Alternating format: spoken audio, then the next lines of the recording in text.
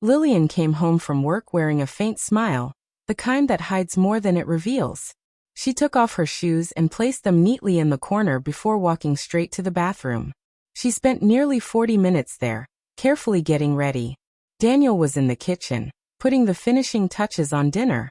He didn't question her unusually long time in front of the mirror. Instead, he found it oddly endearing. Their relationship had felt somewhat distant lately, dulled by the rhythm of everyday life. He hoped this quiet dinner might help them reconnect, even if only a little. When they sat down to eat, neither spoke at first. Fatigue hung between them like fog. Then Lillian started talking, her words spilling out between bites. She spoke about work, the uncertainty, the layoffs, the shifting structure of her department, and about a new leadership position that might open up. Daniel listened closely. He'd always admired her drive and the way she took her career seriously. Her ambition had never bothered him. But as the conversation continued, he noticed a growing discomfort settling in his chest. She brought up her boss, Adam, and how he kept his preferences for candidates ambiguous. She mentioned, in a way that sounded too careful, that Adam had stronger connections with some of the women on the team.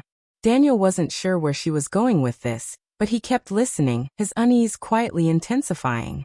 Then she stopped, looked at him with a seriousness that felt rehearsed, and told him something she'd clearly been rehearsing in her head for weeks. She said she had agreed to meet Adam at a hotel on Friday. Just once. Just one night. She insisted it wasn't emotional, just transactional. A step she believed would help secure her future, their future. It wasn't love, she said, just a calculated move to get ahead. Her eyes didn't waver. There was no guilt, only certainty. Daniel froze. His brain struggled to catch up. Was she testing him? Joking? Confessing? But there was no sign of jest or hesitation. She spoke as though this was a perfectly reasonable choice, as if trading their intimacy for professional gain was no more than a career decision. His heart pounded. His stomach twisted. But he said nothing right away. He simply picked up his glass of wine, gave it a gentle swirl, and drank it in a single gulp. She kept watching him, maybe expecting anger, an argument, some emotional reaction to validate the gravity of what she'd just admitted. But Daniel remained still, his face unreadable. He told her he respected how much her career meant to her. And then he stood up and walked quietly to the bedroom. There, he sat with his phone in hand, staring at nothing, letting her words replay again and again.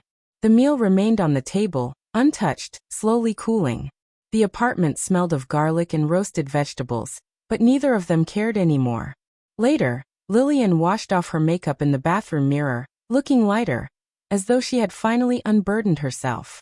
She believed that time would help Daniel understand, maybe even forgive. But Daniel didn't feel peace. Sitting alone, he felt like something inside him had been shattered. Her words, just one night, it's only sex, it's for us, echoed like cruel refrains. That night, when she was fast asleep, he lay beside her, studying her face in the darkness. He tried to find the woman he had loved, the woman he had pictured building a future with.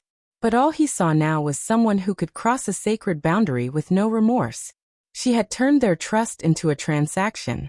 That was the moment something shifted in him. Without a single word, without threats or drama, Daniel knew deep within that things had permanently changed. The next morning he woke early.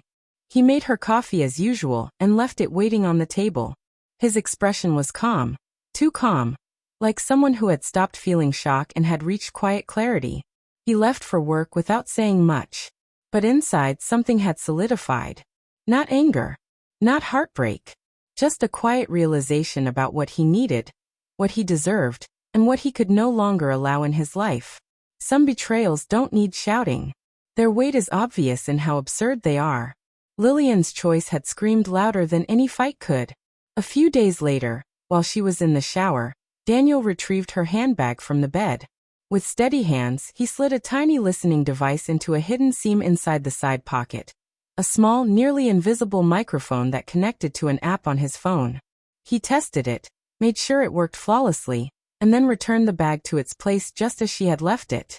She stepped out of the bathroom before he was done, gave him a quick kiss on her way out, mentioning she had a packed day ahead. He smiled and wished her well, his face composed. But inside he was no longer the same man. At precisely 11:28 a.m., Daniel sat quietly, listening with focused attention. Lillian was on the phone, chatting cheerfully with a friend, her voice light as she laughed and discussed weekend plans. Everything about her tone was casual and composed. In the background, ambient office sounds drifted through, keyboards clacking, footsteps, distant conversations. Then came a shift. A familiar male voice entered the scene, Adam, her boss. Daniel recognized him immediately. With his usual assertiveness, Adam walked into Lillian's office and asked, "Got a minute?" Lillian briefly lowered her phone and told her friend to hold on, then responded to Adam with a nod. The sound of the office door closing behind them rang out with a decisive click. The air seemed to change. Adam sat beside her, and their voices grew more distinct. Lillian said little at first, likely absorbed in her screen, but then Adam broke the silence. "Friday night is still happening, right?" he asked. She confirmed, saying the room had already been arranged. Adam chuckled lightly, adding, "You ready to move up? This'll benefit us both. Relax, it's just the office. Anyone could be listening." His words were followed by indistinct sounds, shuffling, then unmistakable kisses. Lillian's breathing grew quicker. Her whisper came through the audio.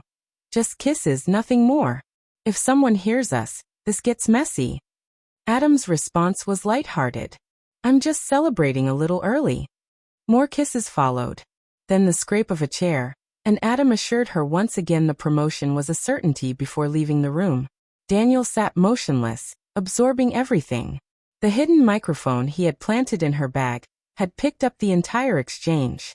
There was no ambiguity left. Now he had the proof.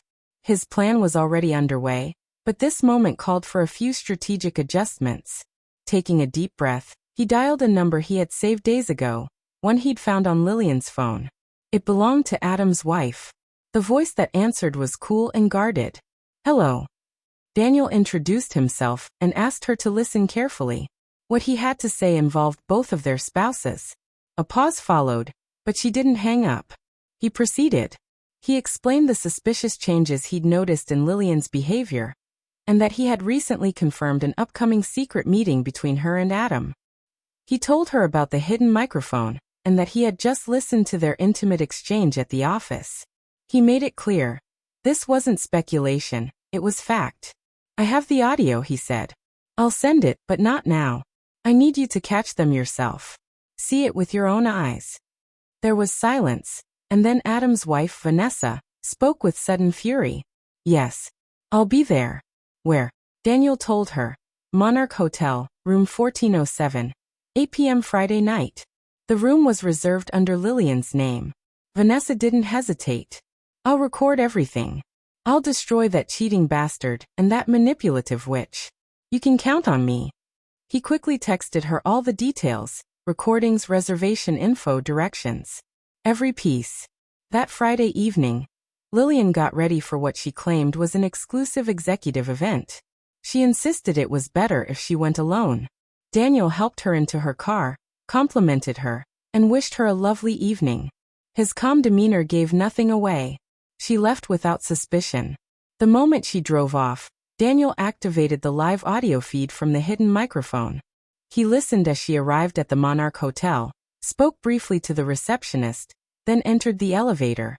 He heard the hallway footsteps, followed by the click of her hotel room door opening. Shortly afterward, Adam's voice joined hers, full of enthusiasm as he admired the setting. There were sounds of affection, flirty talk about her promotion, and increasing intimacy. Time ticked by. Then came a sharp knock. Earlier that evening, Vanessa had arrived at the hotel unnoticed. She booked a room one door down, room 1406, and sat quietly in the dark, heart pounding, ears tuned to every sound coming from the next room. She waited until she felt certain they had dropped their guard. Then she rose, grabbed her phone, and left the room with steady steps. She stood before room 1407 and knocked firmly, 3 loud raps. Inside, silence followed. Then Lillian's anxious voice asked, "Who is it?" Adam cautiously approached the door and peeked through the peephole. That's when Vanessa's voice rang out. "Open the door, Adam. I know you're in there, and I know who's with you." The door cracked open. Vanessa stormed in with her phone recording, capturing everything. Lillian scrambled for the bedsheet, while Adam froze like a man caught in a nightmare. Vanessa's voice erupted. "This is what a promotion looks like to you? Sleeping your way to the top." She turned her phone toward Lillian. "Is this how you get ahead? With someone else's husband?" Lillian tried to respond, but the words stumbled. Nothing she could say would undo what had just been exposed. And Vanessa made sure it would never be forgotten. Vanessa didn't let her speak. "You ruined my marriage and now yours is next," she said sharply, lifting her phone and filming the two of them, caught red-handed and speechless. Without another word, she turned and walked out. As she exited the building, she had already sent the unedited video directly to the company president's email. No explanations, just raw proof.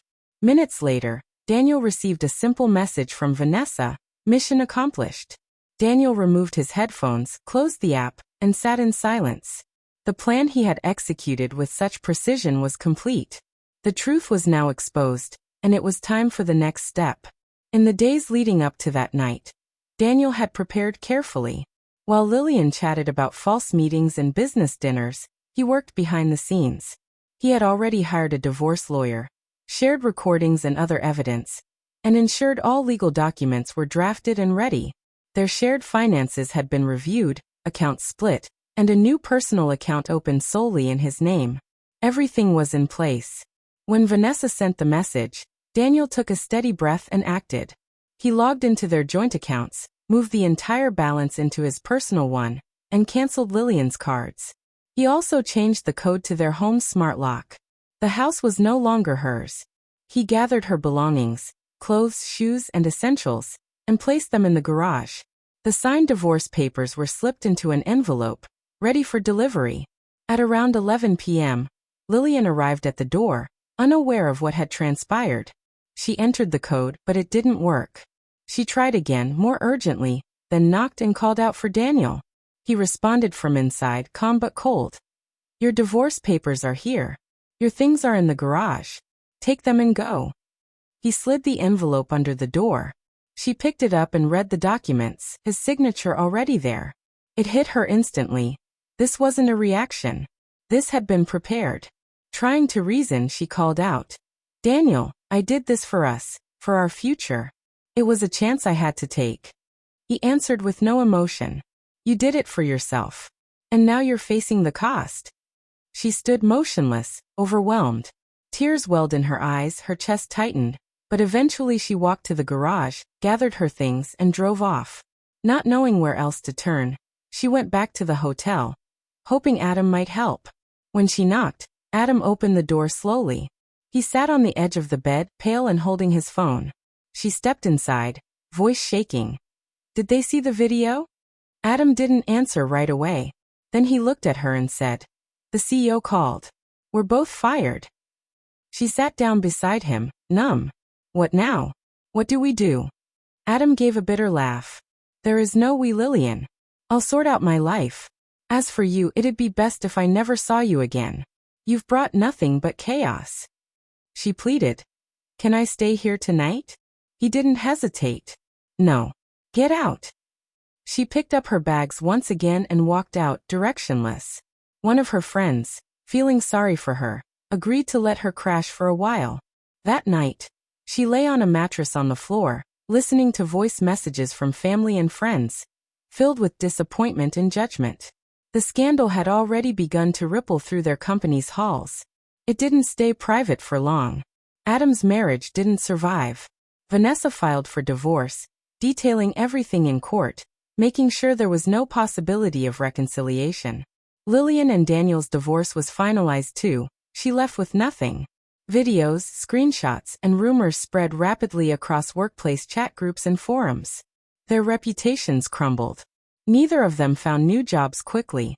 Adam, once seen as a rising star, was now tainted by scandal. Lillian, now without a job, a home, or a partner, relied on pity from others to get by. Daniel, meanwhile, never looked back. He had learned something unshakable. When people choose deceit, eventually, they must live with its consequences.